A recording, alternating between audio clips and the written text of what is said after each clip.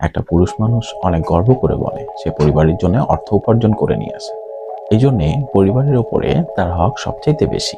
পরিবারকে নিয়ে কিছু বলার অধিকার তার সবচাইতে বেশি। দেখুন, আপনার বাচ্চা কিন্তু অর্থ টাকা পয়সা খায় না। আপনার বাচ্চা খায় হচ্ছে ভাত, আপনার বাচ্চা খায় রুটি, আপনার বাচ্চা খায় খাবার।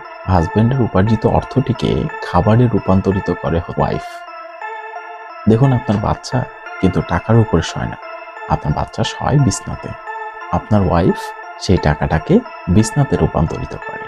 আপনি যখন সারাদিনের ক্লান্তি শেষে বাসায় ফিরে আসেন, তখন আপনার হাত পা টিপে দেয় কে? আপনার ওয়াইফ। আপনাকে রেডি করে দেয় কে? আপনাকে খাবার দেয় কে? আপনার অর্থটাকে খাবারে রূপান্তরিত করে কে? আপনার সেবা যত্ন করে পরের দিন আবার আপনার কাপড় চোপড় রেডি করে আপনাকে দ্বিতীয়বারের মতো কাজে পাঠায় কে? আপনার ওয়াইফ।